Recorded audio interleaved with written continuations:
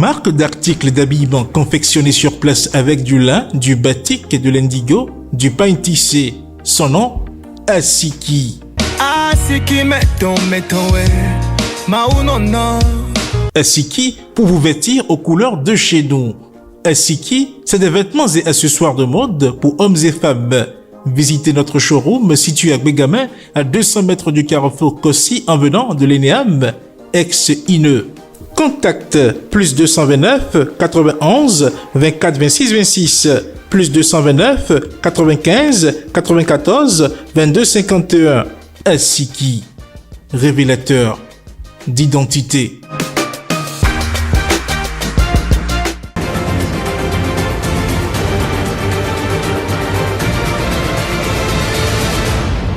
Guéry TV Monde, le leader des Web TV au Bénin. Mesdames, Messieurs, bonsoir, c'est un plaisir de vous retrouver pour ce journal du soir sur Guéry TV Monde. Voici les titres. Se basant sur le nombre d'apprenants inscrits dans les différents corps de métiers de l'artisanat, on peut constater qu'il y a des métiers en vue plus que d'autres. Dans le département du Littoral, quels sont ces métiers? La réponse est à découvrir dans cette édition. Une femme qui ne s'est du tout pas préparée, êtes-vous prêt à fonder votre foyer avec elle? La question a été posée à quelques citoyens de Porto-Novo dont vous suivrez les réactions dans la rubrique Faites Société de ce journal. Et puis dans l'interactualité, le Rwanda vient d'emboîter le pas au Bénin en supprimant les visas pour les ressortissants africains. Information à découvrir en détail également dans cette édition. C'était là les titres, le développement, le voici. Mesdames, Messieurs, à nouveau, bonsoir. La composition des épreuves du certificat de qualification au métier ont pris fin ce vendredi 3 novembre 2023. Il permet aux apprentis des différents corps de métier de l'artisanat d'avoir un diplôme reconnu par l'État béninois. Et parlant de métiers, lesquels sont en vogue actuellement dans le département du Littoral, voici la réponse à cette question. Selon les statistiques fournies par la direction départementale des enseignements secondaires de la formation professionnelle et technique au sujet des candidats inscrits au Sécurium d'octobre 2023, la couture d'âme est le métier le plus en vogue dans le département du Littoral. En effet, pour ce corps de métier, il a été enregistré 1306 candidats. La couture d'âme est suivie de la coiffure d'âme avec 1222 candidats inscrits. Le métier d'électricien bâtiment est le troisième métier détenant un grand nombre de candidats inscrits, soit 383. Vient après le métier de cuisinier avec 272 candidats, le métier de coiffure homme avec 264 candidats, celui de haute couture 242 candidats. Le métier de vitrier est également en vogue avec 242 candidats et celui de couture homme ferme la marche avec 233 candidats.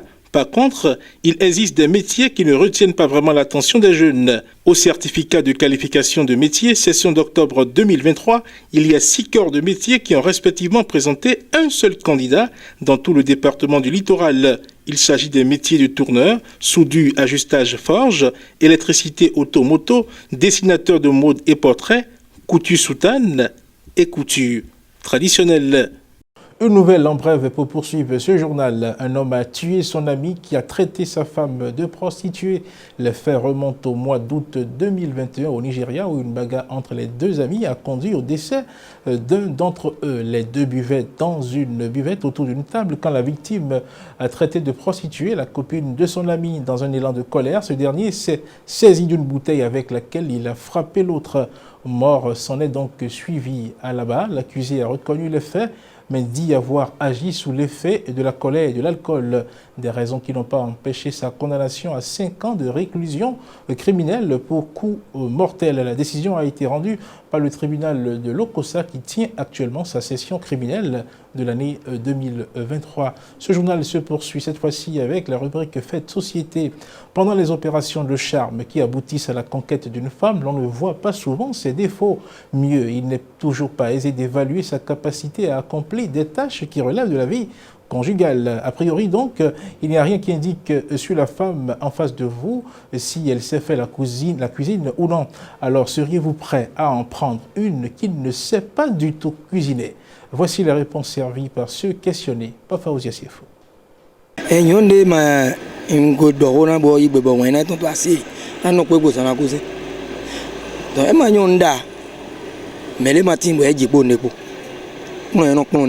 Oui, Je peux vivre longtemps avec une femme qui ne sait pas faire la cuisine. Si elle ne sait pas faire la cuisine, avec un peu de volonté, elle peut apprendre. Je ferai de mon devoir de lui apprendre à faire la cuisine. Ou bien, je ferai la cuisine moi-même pour ma famille. Et ceci sera notre secret de couple.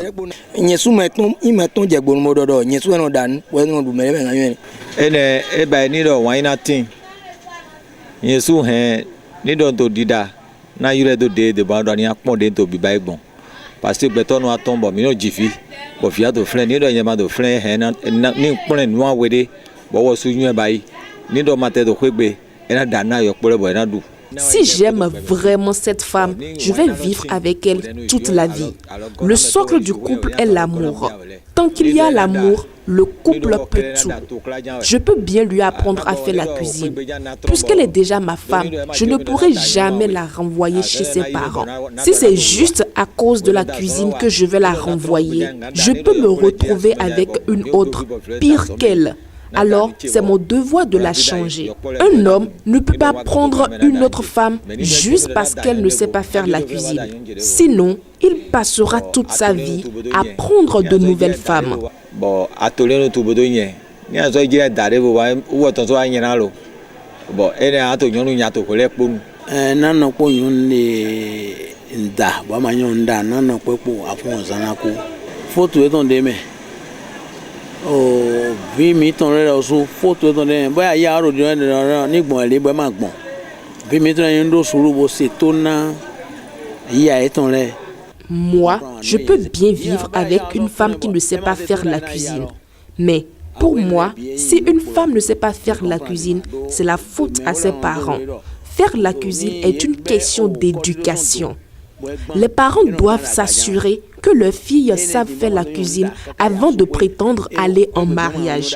C'est important.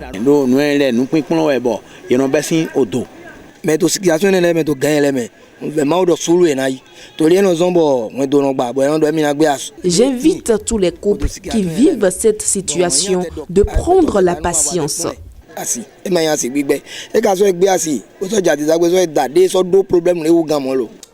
La page Inter à présent. Dans l'interactualité de ce jour, l'on s'intéresse à ce qui fait l'actualité au Rwanda, au Kenya et au Burkina Faso. Elle est présentée par Evelyne Dosso. Au Rwanda, le président Paul Kagame a annoncé la suppression des visas pour les Africains. Pour voyager donc désormais au Rwanda, les Africains n'auront plus besoin de visa. Le président rwandais a annoncé la fin de la restriction jeudi à la tribune du 23e sommet du Conseil mondial du tourisme à Kigali. N'importe quel Africain peut prendre l'avion pour le Rwanda qu'elle le souhaite et ne paiera pas pour entrer dans le pays, a déclaré Paul Kagame. La mesure vise à stimuler la libre circulation de personnes et le commerce à l'échelle du continent. Le chef de l'État rwandais a du reste vanté le potentiel de l'Afrique en tant que destination touristique unifiée pour un continent dont 60% des touristes proviennent encore de l'extérieur, selon les données de la Commission économique des Nations Unies pour l'Afrique.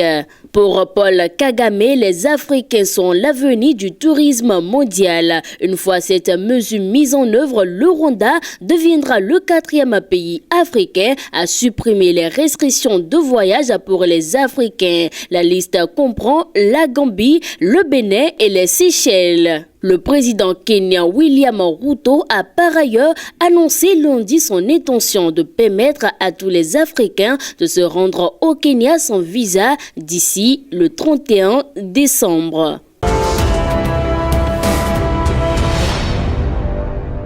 Au Burkina Faso, les stagiaires militaires formés en Côte d'Ivoire ont été rapatriés. Le pays a décidé de rapatrier 14 stagiaires militaires en formation en Côte d'Ivoire, selon une note de l'état-major de l'armée burkinabé, consultée jeudi par l'AFP, nouveau signe de tension entre les deux pays voisins. Des stagiaires militaires burkinabés en formation en République de Côte d'Ivoire seront en route vers le Burkina Faso, indique une note du chef d'état-major des forces armées burkinabé, le colonel-major Célestin Simporé. À ce message daté du 24 octobre 2023 est jointe la liste nominative de 14 stagiaires burkinabés, tous élèves entre la 6e et la terminale de l'école militaire préparatoire technique de Béjéville, une ville proche d'Abidjan. Ces élèves poursuivront leur formation à l'académie militaire de Kambouensi, près de Ouagadougou, écrit le colonel-major Simpore. Ce rapatriement marque un nouvel épisode de tension entre le Burkina Faso et la Côte d'Ivoire. Le 19 septembre 2023, 2 gendarmes ivoiriens ont été arrêtés sur le territoire burkinabé alors qu'ils se trouvaient sur un site d'orpaillage clandestin. Depuis, des discussions sont en cours entre Abidjan et Ouagadougou pour leur libération. Par ailleurs, les deux pays négocient la démarcation de la frontière de 600 km qui les sépare, difficile à établir car non délimitée physiquement. Cette situation pourrait expliquer les arrestations de membres des forces de défense et de sécurité ivoiriennes à la frontière entre les deux pays. En mars dernier, 3 policiers ivoiriens avaient été arrêtés au Burkina Faso avant d'être rapidement relâchés. Interviewé à la télévision nationale fin septembre 2023, le président de la transition du Burkina Faso, le capitaine Ibrahim Traoré, a assuré qu'il n'y a pas de problème entre les Burkinabés et les peuples ivoiriens. Ouvrons maintenant la page des sports.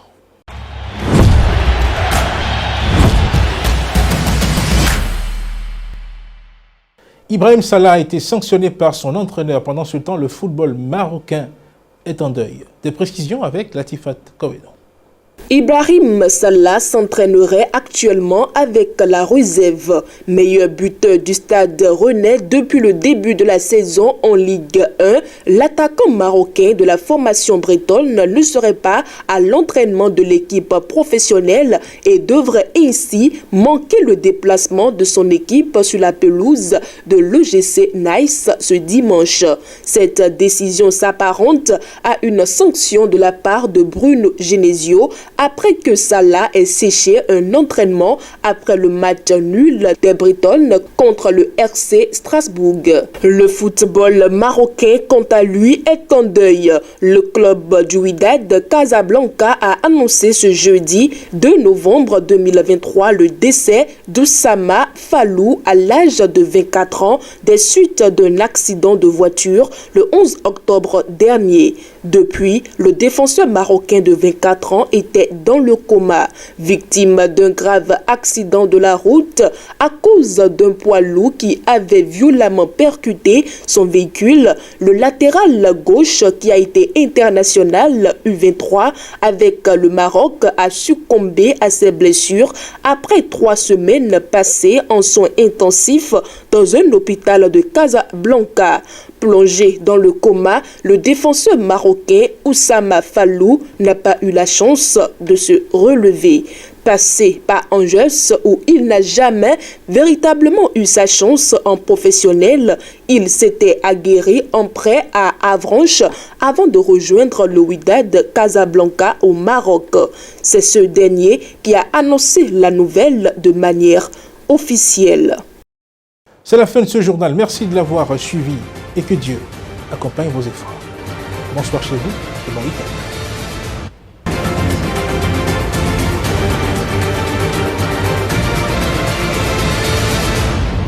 Kéri TV Monde, le leader des Web TV au Bénin.